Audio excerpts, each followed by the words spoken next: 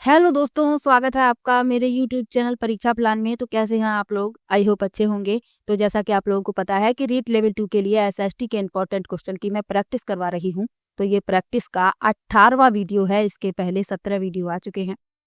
रीट के एसएसटी के previous year के सभी क्वेश्चन मैंने सॉल्व करवा दिए हैं। 2011 वाले पेपर से मैंने शुरुआत की थी और 2022 तक जितने भी पेपर हुए हैं उन सभी के एसएसटी के क्वेश्चन मैं सॉल्व करवा चुकी हूँ। मैंने रीट की अलग से प्लेलिस्ट बना दी है। वहां पर आप प्रीवियस ईयर के क्वेश्चन वाली वीडियो और प्रैक्टिस वाली वीडियो एक साथ प्राप्त कर सकते हैं। तो चलिए वीडियो को शुरू करते हैं। वीडियो देखने के बाद यदि आपको अच्छा लगे तो वीडियो को लाइक और शेयर कीजिएगा, और यदि आप चैनल पर नए हैं तो चैनल को सब्सक्राइब कर लीजिए। तो चलिए आज की वीडियो को शुरू करते हैं। आज के प्रश्नों से पहले मैं ये वाला प्रश्न लेना चाहूंगी। ये प्रश्न मैंने संविधान की टॉप 100 वाली वीडियो में लिया है। जिस वीडियो में मैंने संविधान से संबंधित टॉप 100 क्वेश्चन पढ़ाए हैं उसमें मैंने ये प्रश्न लिया था। 80 नंबर का ये प्रश्न था। इस प्रश्न में रघु गुर्जर जी को डाउट है। उन्होंने कमेंट किया था कि मैम मुझे इस प्रश्न में डाउट है, तो उनका मैं डाउट क्लियर कर दूं फिर मैं आज के प्रश्नों को सॉल्व करवाऊंगी। तो चलिए प्रश्न पढ़ लेते हैं। प्रश्न था कि निम्नलिखित में से कौन से प्रावधान भारतीय न्यायिक व्यवस्था की स्वतंत्रता सुनिश्चित करते हैं। ध्यान से समझ लीजिए कि प्रश्न में क्या पूछा गया है। प्रश्न में पूछा गया है कि कौन से प्रावधान भारतीय न्यायिक व्यवस्था की स्वतंत्रता सुनिश्चित करते हैं। प्रावधान दिए गए हैं। पहला लिखा है न्यायाधीशों की नियुक्ति की प्रक्रिया में विधायिका शामिल नहीं होती। बी में लिखा है न्यायाधीशों का निश्चित कार्यकाल। सी में लिखा है न्यायाधीशों के आचरण की संसद चर्चा नहीं कर सकती। और चौथा लिखा हुआ है सर्वोच्च न्यायालय के मुख्य न्यायाधीश को शपथ राष्ट्रपति दिलाते हैं।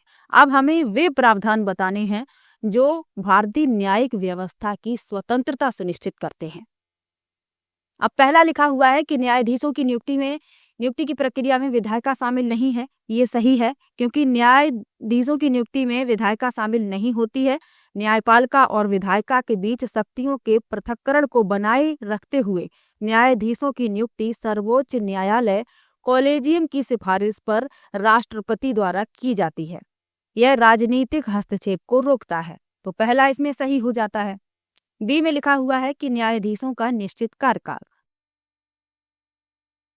तो सर्वोच्च न्यायालय और उच्च न्यायालयों के न्यायाधीशों का एक निश्चित कार्यकाल होता है, जिससे वे राजनीतिक दबाव या मनमाने ढंग से हटाए जाने के डर से मुक्त होकर निर्णय दे सकते हैं। तो ये भी सही है। सी में लिखा है कि न्यायाधीशों के आचरण की संसद चर्चा नहीं कर सकती है। तो ये भी सही है। न्यायिक स्वतंत्रता बनाए रखने के लिए संसद न्यायाधीशों के आचरण पर चर्चा नहीं कर सकती। ये भी सही है। ए सही है, बी सही है, सी सही है। डी में लिखा है कि सर्वोच्च न्यायालय के मुख्य न्यायाधीश को शपथ राष्ट्रपति दिलाते हैं। ये बात बिल्कुल सही लिखी हुई है। सर्वोच्च न्यायालय के जो मुख्य न्यायाधीश होते हैं उनको शपथ राष्ट्रपति दिलाते हैं, लेकिन ये भारतीय न्यायिक व्यवस्था की स्वतंत्रता सुनिश्चित नहीं करता, क्योंकि राष्ट्रपति द्वारा मुख्य न्यायाधीश को शपथ दिलाना महज एक शिष्टाचार है। ये भारतीय न्यायिक व्यवस्था की स्वतंत्रता सुनिश्चित नहीं करता है। और हमसे पूछा गया है कि कौन से प्रावधान भारतीय न्यायिक व्यवस्था की स्वतंत्रता सुनिश्चित करते हैं। तो ये कथन सही है, लेकिन इस प्रश्न में ये नहीं आएगा। इसीलिए ए, बी और सी सही है। इसमें आपका चौथा विकल्प सही हो जाएगा। ये जो प्रश्न है ये सीटेट के एग्जाम में पूछा गया था, जो एग्जाम आपका हुआ था 20 अगस्त 2023 को। उसमें ये प्रश्न लिया गया था और उसमें जो उत्तर सही माना गया है वो भी चौथा ही विकल्प सही माना गया है। आप लोग देख सकते हैं ये 20 अगस्त 2023 वाले पेपर में ये प्रश्न लिया गया था। तो इम्पोर्टेंट प्रश्न है और आपको ध्यान रखना है। पहले प्रश्न को ध्यान से पढ़ लीजिए कि प्रश्न में क्या पूछा गया है, उसके बाद हमें कथन बताने हैं कि कौन से सही होंगे। डी बिल्कुल सही लिखा हुआ है। मैं फिर से आपसे कह रही हूँ कि डी सही लिखा है कि सर्वोच्च न्यायालय के मुख्य न्यायाधीश को शपथ राष्ट्रपति दिलाते हैं। ये बात बिल्कुल सही है, लेकिन ये भारतीय न्यायिक व्यवस्था की स्वतंत्रता सुनिश्चित नहीं करता है। ये आपको याद रखना है। इसीलिए इसमें ए, बी, सी आएंगे और आपका चौथा विकल्प इसमें सही हो जाएगा। तो अब रघु गुर्जर जी का डाउट क्लियर हो गया होगा, मुझे आशा है। और फिर भी किसी प्रश्न में आपको डाउट हो तो आप कमेंट में जरूर लिखिएगा। मैं सभी का कमेंट पढ़ती हूँ और सभी को रिप्लाई भी देती हूँ। अब चलिए आज के प्रश्नों को सॉल्व करवाते हैं। पहला प्रश्न दिया गया है कौन सा धात्विक खनिज नहीं है?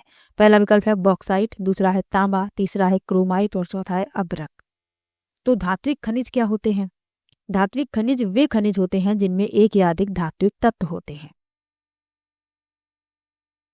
अब इसमें जो धात्विक खनिज नहीं है वह बताना है। तो बॉक्साइट धात्विक खनिज है, तांबा धात्विक खनिज है, क्रोमाइट धात्विक खनिज है, लेकिन अभ्रक जो है अधात्विक खनिज है। तो यही इस प्रश्न का उत्तर हो जाएगा, क्योंकि धात्विक खनिज नहीं है पूछा गया था। अधात्विक खनिज के और कौन कौन से उदाहरण हैं? अभ्रक है, चूना पत्थर और ग्रेफाइट, ये सब भी अधात्विक खनिज हैं। तो डी विकल्प इस प्रश्न का उत्तर है। चलिए अगले प्रश्न पर चलते हैं। लिखा है वन्य जीव हानि के मुख्य कारणों में से एक है। पहला विकल्प है प्राकृतिक आवास की हानि, दूसरा है बांधों का निर्माण, तीसरा है बाढ़ और चौथा है वन रोपण।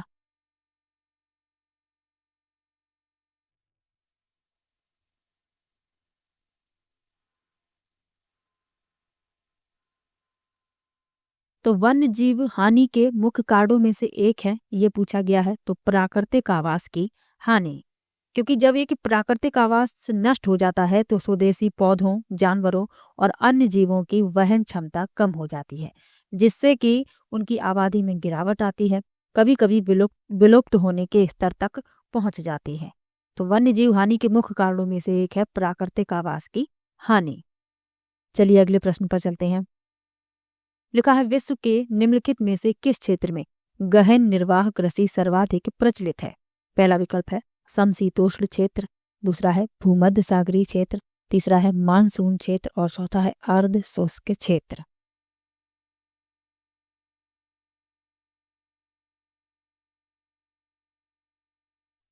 अब गहन निर्वाह कृषि क्या होती है, सबसे पहले आपको ये पता होना चाहिए।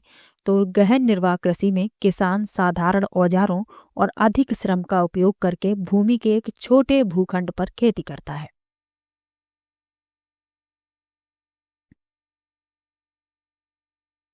अब इसमें पूछा गया है कि गहन निर्वाह कृषि सर्वाधिक प्रचलित है, कहाँ पर प्रचलित है?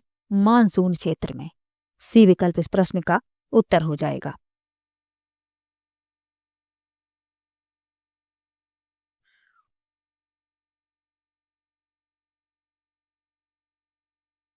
और जो गहन निर्वाह कृषि है ये दक्षिण पूर्व और पूर्वी एशिया के मानसून क्षेत्रों के घनी आबादी वाले क्षेत्रों में प्रचलित है। तो ये भी आपको याद रखना है। सी विकल्प इस प्रश्न का उत्तर हो जाएगा। चलिए अगले प्रश्न पर चलते हैं। लिखा है किस भू आकृति को विश्व की छत के रूप में जाना जाता है? पहला विकल्प है हिमालय, दूसरा है पामीर का पठार, तीसरा है तिब्बत का पठार और चौथा है दक्कन का पठार। तो विश्व की छत के रूप में जाना जाता है पामीर के पठार को। डी विकल्प इसमें सही हो जाएगा।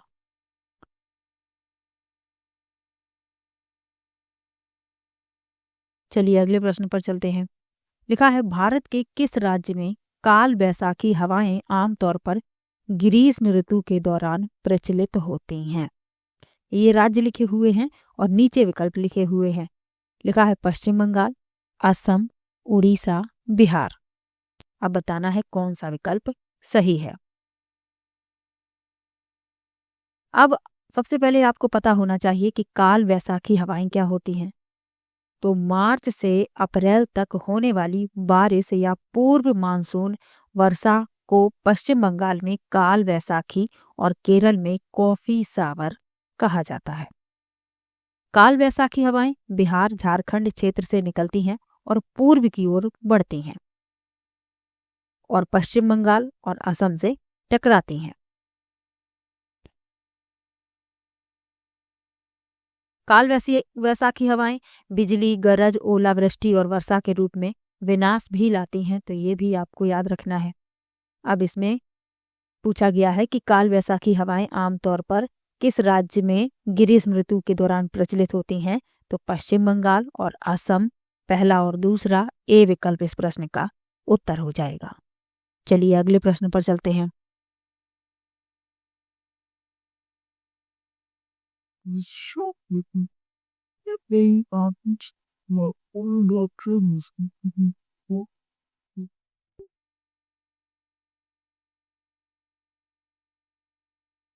अगला प्रश्न दिया गया है, याक पशु भारत के किस क्षेत्र में पाया जाता है? पहला विकल्प है सुंदरवन, दूसरा है अरुणाचल प्रदेश, तीसरा है दार्जिलिंग और चौथा है लद्दाख।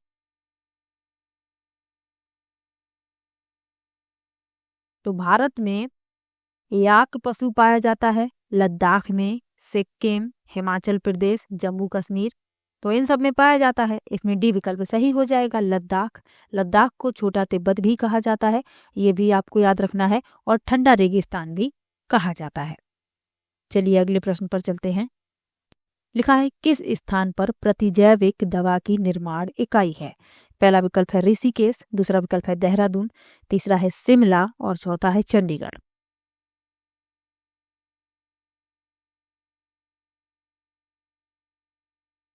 तो पूछा गया है किस स्थान पर प्रतिजैविक दवा की निर्माण इकाई है?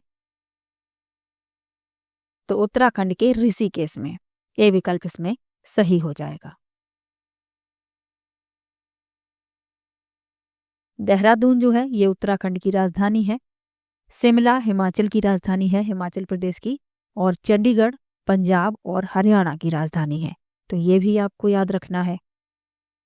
चलिए अगले प्रश्न पर चलते हैं। लिखा है, भारत में उपभोक्ता संरक्षण अधिनियम किस वर्ष लागू किया गया था? पहला विकल्प है 1981, दूसरा है 1982, तीसरा है 1986 और चौथा है 1988। तो पूछा गया है कि भारत में उपभोक्ता संरक्षण अधिनियम किस वर्ष लागू किया गया? तो भारत में उपभोक्ता संरक्षण अधिनियम 1986 में लागू किया गया, सी विकल्प इसमें सही हो जाएगा।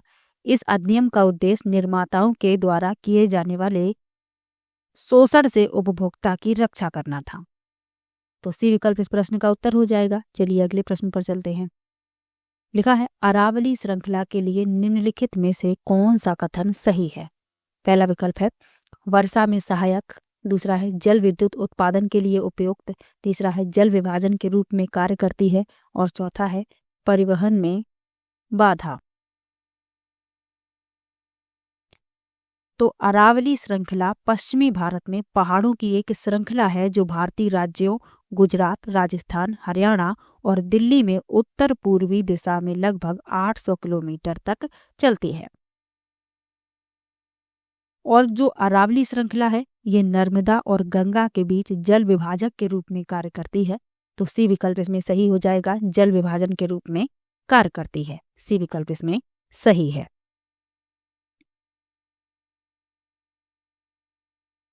अगला प्रश्न है, निम्नलिखित में से कौन राजस्थान में वर्षा जल संचयन की पारंपरिक विधि है? पहला विकल्प है रैंक, दूसरा है टंका, तीसरा है कुआं और चौथा है नदी।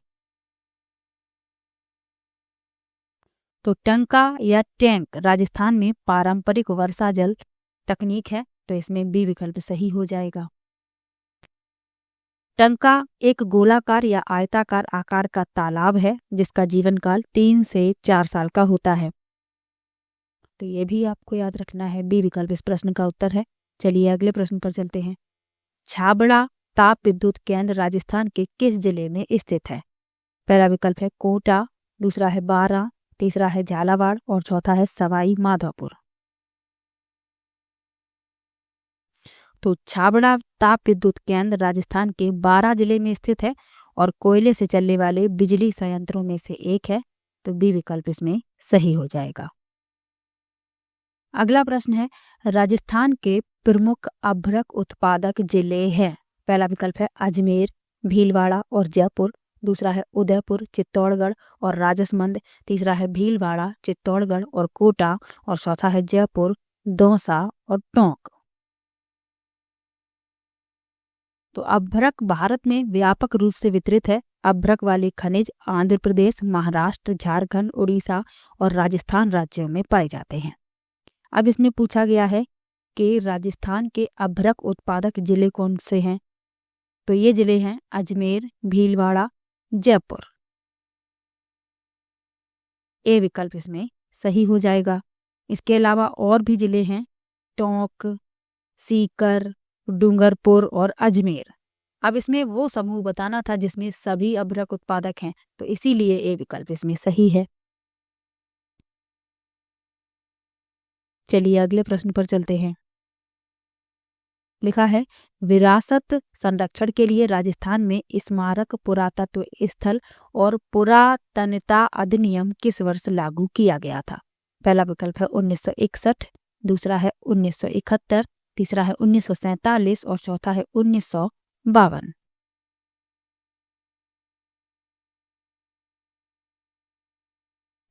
तो इस प्रश्न में आपका पहला विकल्प सही हो जाएगा, 1961।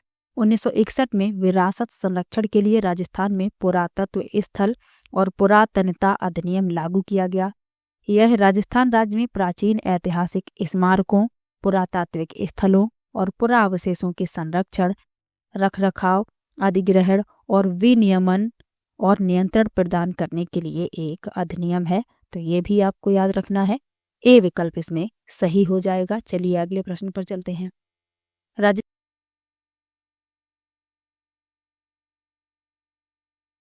अगला प्रश्न दिया गया है, राजस्थान की अमूल साहित्यिक विरासत वतनरी फुलवारी कितने खंडों में विभाजित है?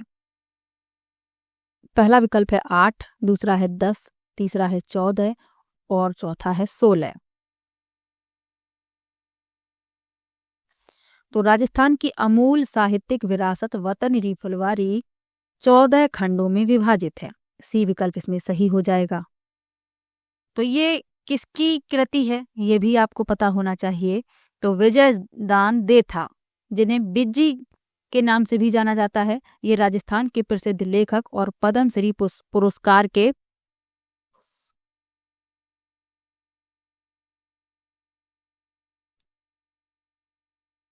अगला प्रश्न दिया गया है, राजस्थान की अमूल साहित्यिक विरासत वतनरी फुलवारी कितने खंडों में विभाजित है? पहला विकल्प है 8, दूसरा है 10, तीसरा है 14 और चौथा है 16। तो राजस्थान की अमूल साहित्यिक विरासत वतनरी फुलवारी 14 खंडों में विभाजित है। सी विकल्प इसमें सही हो जाएगा। अब ये किसकी कृति है ये भी आपको पता होना चाहिए। तो ये कृति है विजयदान देथा की, जिन्हें बिज्जी के नाम से भी जाना जाता है। ये राजस्थान के प्रसिद्ध लेखक और पद्मश्री पुरस्कार के प्राप्तकर्ता थे। वह साहित्य अकादमी पुरस्कार जैसे कई अन्य पुरस्कारों के प्राप्तकर्ता भी थे। तो ये भी आपको याद रखना है।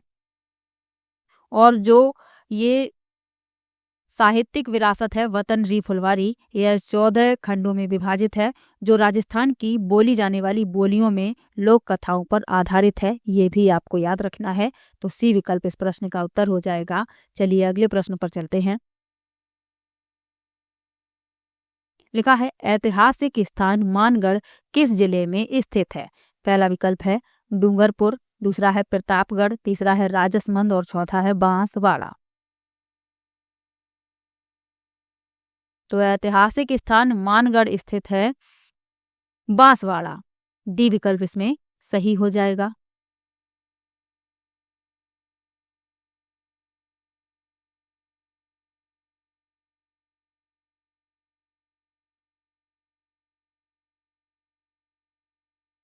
अगला प्रश्न दिया गया है, किस मुगल सम्राट के शासनकाल को हिंदी साहित्य का स्वर्ण काल कहा जाता था? पहला विकल्प है औरंगजेब, दूसरा विकल्प है अकबर, तीसरा विकल्प है जहांगीर और चौथा विकल्प है शाहजहां।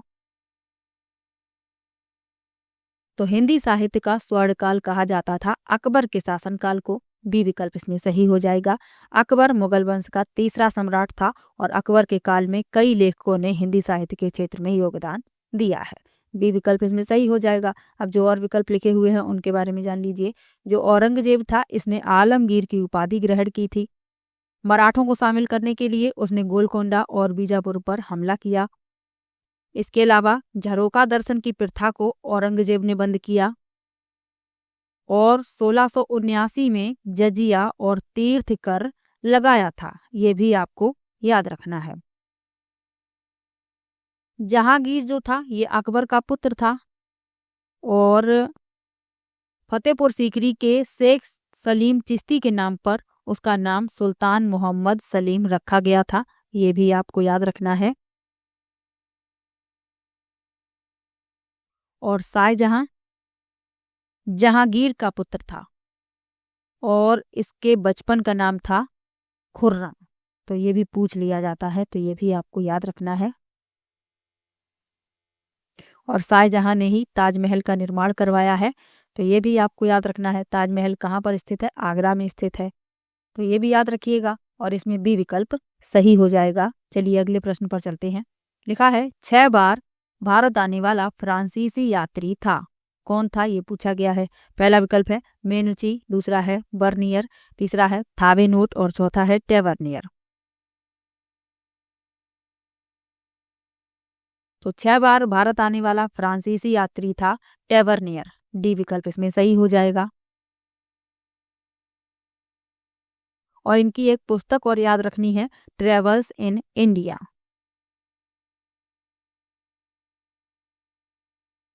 चलिए अगले प्रश्न पर चलते हैं। लिखा है अबुल फजल ने आईने अकबरी में मनसबदारों के कितने पदों का उल्लेख किया है? पहला विकल्प है 22, दूसरा है 33, तीसरा है 44 और चौथा है 66।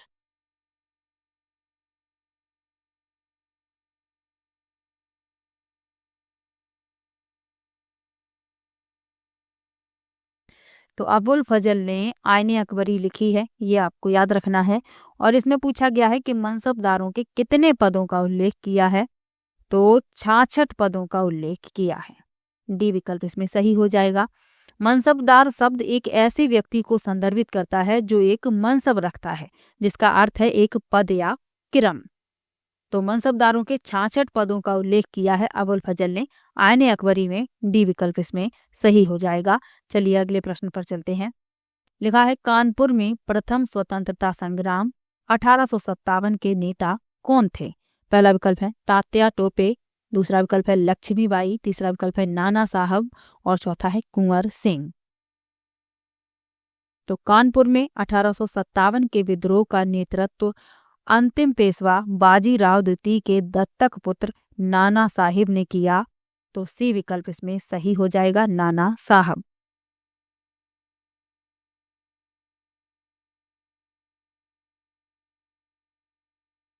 चलिए अगले प्रश्न पर चलते हैं। लिखा है 1857 के दौरान लिखे गए मांझा प्रवास के लेखक कौन थे?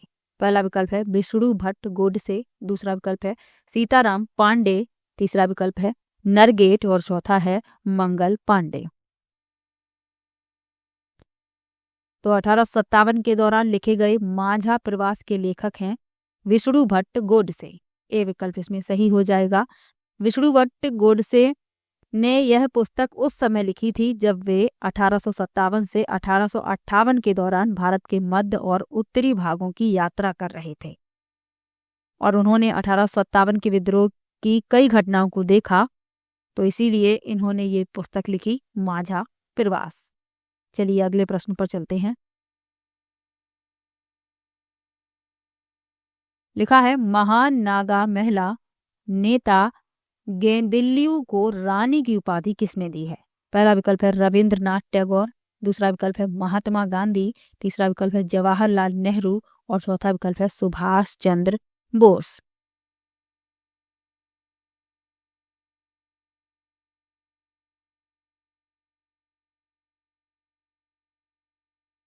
तो नागा नेता रानी गेंदिल्यू सबसे प्रतिष्ठित महिला स्वतंत्रता सेनानियों में से एक हैं। उन्होंने ब्रिटिश शासकों के खिलाफ आंदोलन में भाग लिया था।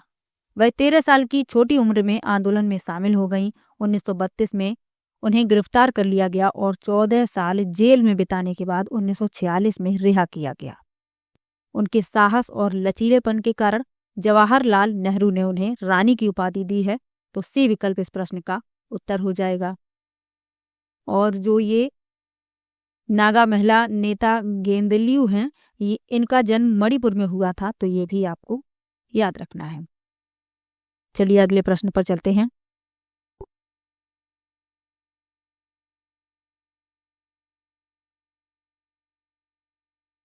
लिखा है महात्मा गांधी ने अपनी आत्मकथा किस भाषा में लिखी है?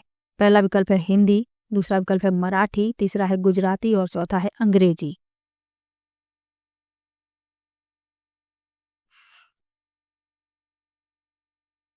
तो महात्मा गांधी की आत्मकथा the story of my experiments with truth Gujarati भाषा में लिखी गई है। सी विकल्प इसमें सही हो जाएगा। इसके अलावा यंग इंडिया, हरिजन, नवजीवन और हिंदू स्वराज महात्मा गांधी की कुछ अन्य पुस्तकें हैं, तो ये भी आपको याद रखनी है।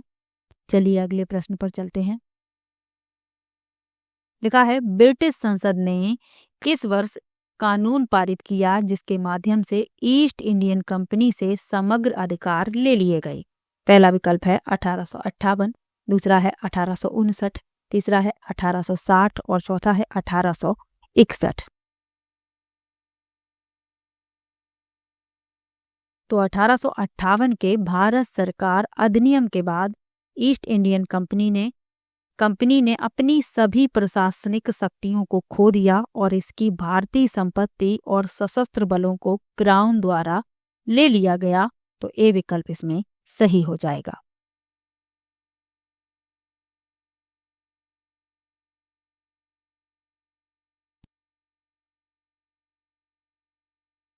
और ऐसा क्यों किया गया? क्योंकि 1857 के भारतीय विद्रोह ने ब्रिटिश सरकार को अधिनियम बनाने के लिए मजबूर किया। इसीलिए इस कानून के पारित होने के बाद ईस्ट इंडियन कंपनी के समग्र अधिकार क्राउन के हाथों में चले गए। तो ये भी आपको याद रखना है। ए विकल्प इसमें सही हो जाएगा। चलिए अगले प्रश्न पर चलते हैं।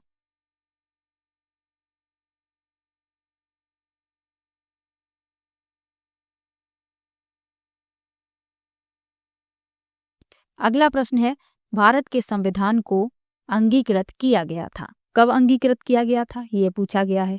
पहला विकल्प है 15 अगस्त 1947, दूसरा है 26 जनवरी 1950, तीसरा है 26 नवंबर 1949 और चौथा है 26 जुलाई 1950। तो भारत का संविधान 26 नवंबर 1949 को अंगीकृत किया गया था, यानी कि अपनाया गया था। किसके द्वारा अपनाया गया था? संविधान सभा के द्वारा। तो इसमें सी विकल्प सही हो जाएगा। और लागू कब किया गया? 26 जनवरी 1950 को। दोनों ही बातें आपको याद रखनी है। यदि पूछा जाए कि कब अंगीकृत किया गया या कब अपनाया गया था, तो 26 नवंबर 1949, और कब लागू किया गया, तो 26 जनवरी 1950। और डॉक्टर BR अम्बेडकर को भारतीय संविधान के जनक के रूप में जाना जाता है, तो ये भी आपको याद रखना है। चलिए अगले प्रश्न पर चलते हैं। लिखा है भारत के संविधान के भाग 4 अनुच्छेद 51A में कितने मौलिक कर्तव्यों का उल्लेख किया गया है? पहला विकल्प है 10, दूसरा विकल्प है 12, तीसरा विकल्प है 15 और चौथा विकल्प है 11।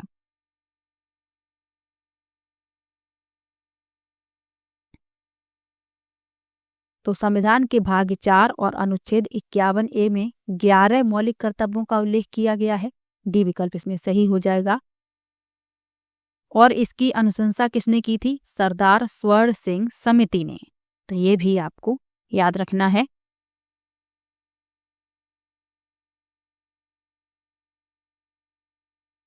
चलिए अगले प्रश्न पर चलते हैं। लिखा है संविधान सभा की पहली बैठक कब हुई थी? पहला विकल्प है 15 अगस्त 1947, दूसरा है 26 नवंबर 1949, तीसरा है 9 दिसंबर 1946 और चौथा है 26 जनवरी 1930।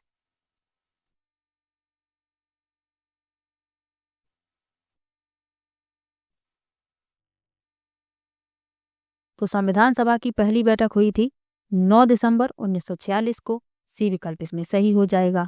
और कहाँ पर हुई थी? तो नई दिल्ली में हुई थी। ये भी आपको याद रखना है। चलिए अगले प्रश्न पर चलते हैं। अगला प्रश्न दिया गया है भारत के संविधान के 44वें संशोधन के बाद मौलिक अधिकारों की संख्या कितनी है? पहला विकल्प है 6, दूसरा विकल्प है 7, तीसरा विकल्प है 9 और चौथा विकल्प है 15। तो 44वें संविधान संशोधन के बाद मौलिक अधिकारों की संख्या 6 है। ए विकल्प इसमें सही हो जाएगा। कौन कौन से हैं मौलिक अधिकार? तो पहला है समानता का अधिकार, ये अनुच्छेद 14 से 18 तक है। दूसरा है स्वतंत्रता का अधिकार, ये अनुच्छेद 19 से 22 तक है। तीसरा है शोषण के विरुद्ध अधिकार, ये अनुच्छेद 23 से 24 में है। चौथा है धर्म की स्वतंत्रता का अधिकार, ये अनुच्छेद 25 से 28 तक है। सांस्कृतिक और शैक्षिक अधिकार, ये अनुच्छेद 29 और 30 में है। और संवैधानिक उपचार का अधिकार, ये अनुच्छेद 32 में है। तो ये भी आपको याद रखना है। 6 मौलिक अधिकार हैं और 6 मौलिक अधिकार मैंने आपको बता भी दिए हैं, अनुच्छेद भी बता दिए हैं।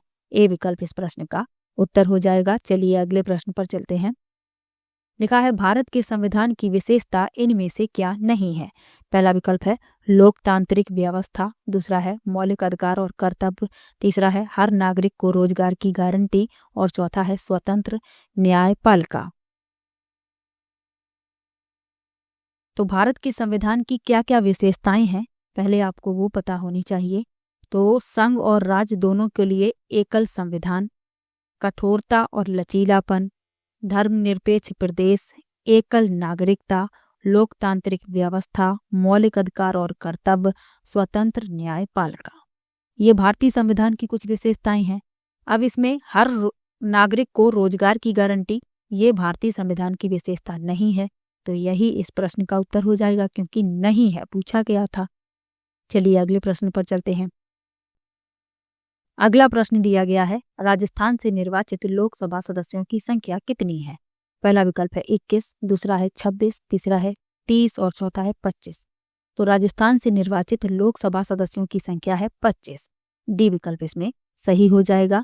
चलिए अगले प्रश्न पर चलते हैं और ये आज का आखिरी प्रश्न है। लिखा है भारत के राष्ट्रपति का चुनाव द्वारा किया जाता है। पहला विकल्प है भारत के लोग, दूसरा है संसद और राज्य विधानसभाओं के दोनों सदनों के निर्वाचित सदस्य, तीसरा है प्रधानमंत्री और मंत्रिपरिषद और चौथा है सभी मुख्यमंत्री। तो राष्ट्रपति का जो चुनाव है ये निर्वाचक मंडल द्वारा किया जाता है और इसमें संसद और राज्य विधानसभाओं के दोनों सदनों के निर्वाचित सदस्य होते हैं। बी विकल्प इसमें सही हो जाएगा। तो 30 प्रश्न आज की वीडियो में लिए हैं। किसी भी प्रश्न में आपको डाउट हो आप कमेंट बॉक्स में ज़रूर लिखिएगा और वीडियो कैसा लगा ये भी कमेंट बॉक्स में ज़रूर बताइएगा। मिलते हैं नेक्स्ट वीडियो में, तब तक के लिए बाय बाय।